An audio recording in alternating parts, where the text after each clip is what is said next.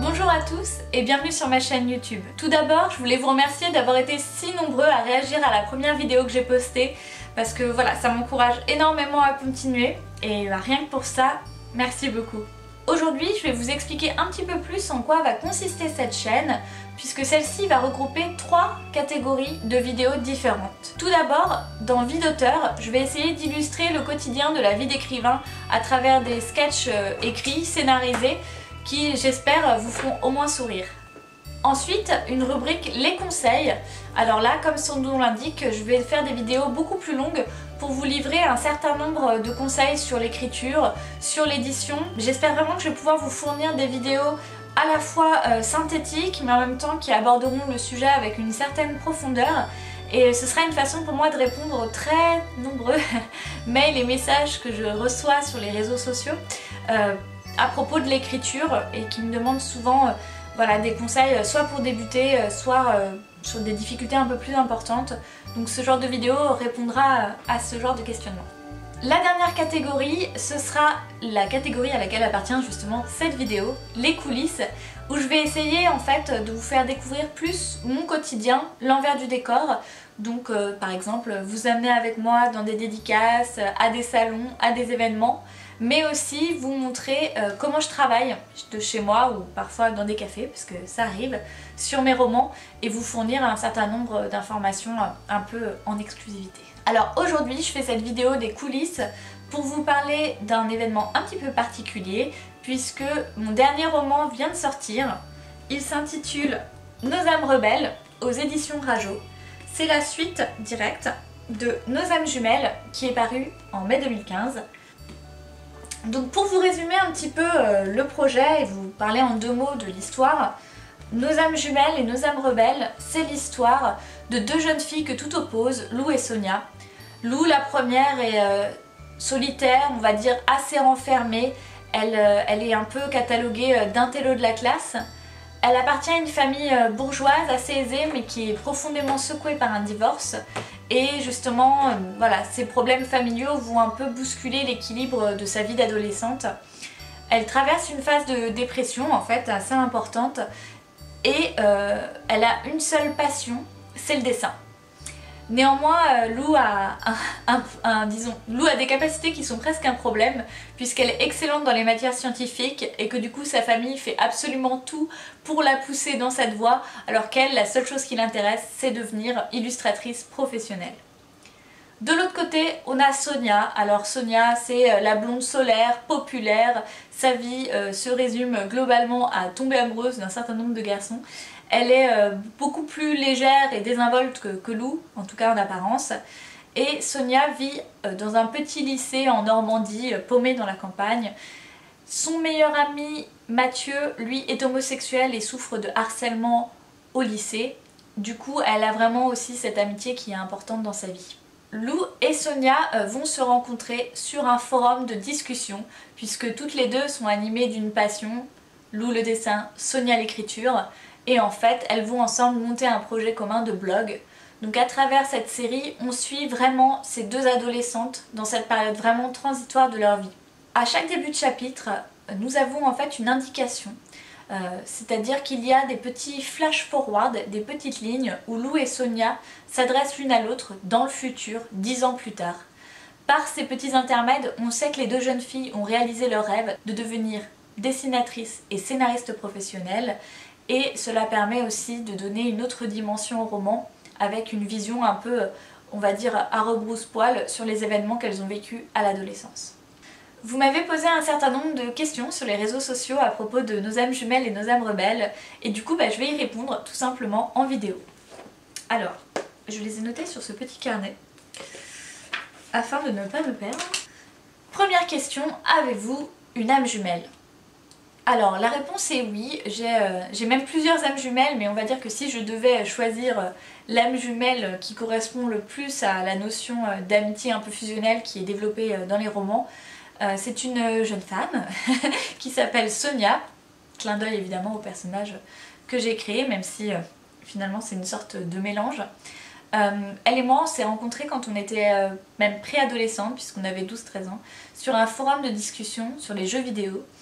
Et depuis tout ce temps, c'est vrai qu'on avait déjà un certain nombre de points communs qu'on s'était découverts sur internet à cette période de notre vie. Mais depuis tout ce temps, on a aussi beaucoup grandi, évolué ensemble, d'abord dans le virtuel, puis dans le réel. Et ben voilà, Sonia, c'est ma meilleure amie dans le quotidien. C'est aussi la personne qui relie absolument tout ce que je fais, même avant mon agent littéraire. Et ça me permet toujours d'avoir un petit peu de recul grâce à son point de vue. C'est aussi l'une des personnes pour qui j'ai écrit Ce qui nous lie, puisqu'elle m'avait beaucoup motivée à l'époque. Donc c'est vrai que c'est une amitié profonde qui remonte à l'adolescence et qui a conditionné beaucoup finalement de mes choix dans la vie adulte. C'est pas une amitié aussi créative que celle de Sonia et Lou, mais en tout cas c'est une amitié qui compte énormément. Seconde question, comment est venue l'idée du roman? Alors en fait, je venais de terminer mon thriller pour les éditions Rajo, à pile ou face, quand Caroline Westberg, l'ancienne éditrice des éditions Rajo, m'a proposé un rendez-vous pour qu'on discute de l'avenir et des projets. Et en fait, j'avais pas du tout envie de faire un projet de thriller de nouveau, j'avais envie voilà, de m'éclater sur un projet beaucoup plus personnel en jeunesse et de travailler sur l'adolescence qui me passionnait. Et en fait, je venais tout juste de voir le film Le Monde de Charlie, l'adaptation cinématographique du roman The Perks of Being a Wallflower, et j'avais absolument adoré ce film et ce livre. J'ai trouvé ça juste, authentique sur l'adolescence, parfois difficile, mais en tout cas vraiment qui transpirait d'une vérité voilà, qui m'a énormément bouleversée. Et du coup, en discutant de ce film et du livre avec Caroline, est venue l'idée de travailler plus sur la thématique de l'adolescence, et j'ai demandé d'avoir une forme un peu de carte blanche pour le sujet. Et donc en rentrant, j'en ai discuté avec mon âme jumelle, Sonia, en lui disant que j'avais cette idée de faire un roman sur l'adolescence. Du coup, en allant un peu puiser dans mes souvenirs de ce que représentait l'adolescence à l'époque, je me suis rendu compte que finalement, quand j'étais ado, je lisais très peu de romans qui m'inspiraient ou qui me ressemblaient. J'avais l'impression de lire des versions très idéalisées de l'adolescence où tout va bien, où c'est une période absolument géniale et le meilleur moment de sa vie. Et j'avais envie de nuancer ça et d'aborder des thématiques beaucoup plus difficiles comme la dépression, la sexualité, le harcèlement scolaire, le rapport à l'autre, à la famille, mais le tout en restant quand même, comment dire, assez proche du réel quelque part. Alors, troisième question, est-ce en quelque sorte le reflet de votre propre adolescence? Alors là, c'est à nuancer, disons que c'est sûr que quand je me suis mise à écrire ce roman, j'ai ressorti des journaux, j'ai vraiment essayé de me remettre dans l'ambiance pour essayer de capter comme ça des sentiments, oui, de me remettre en fait quelque part dans la peau de l'adolescente que j'étais pour être plus proche encore des personnages. Mais ça reste une fiction dans le sens où si j'ai puisé un petit peu partout mon inspiration, finalement, voilà, moi j'avais pas ce genre d'amitié en tout cas aussi poussée et créative. C'est vrai que finalement le roman c'est un peu une synthèse de plein de petites choses que j'ai vu passer, et petit à petit quand on construit son roman on se rend compte finalement que la fiction, l'univers se développe de plus en plus et qu'on s'éloigne de sa vie un maximum. Donc évidemment que ça puise son terreau dans ma propre adolescence, ne serait-ce que par rapport au rapport à la créativité qui est explorée, mais il s'en éloigne pour plein d'aspects. Et finalement les éléments les plus autobiographiques sont pas forcément les plus évidents, notamment la fois où le personnage de Sonia dans le roman met des petits mots dans le casier d'un jeune homme qu'elle convoite et que celui-ci lui répond sans connaître son identité. Ça j'ai fait pour de vrai. Quatrième question, est-ce que les romans ont pour inspiration le manga Nana?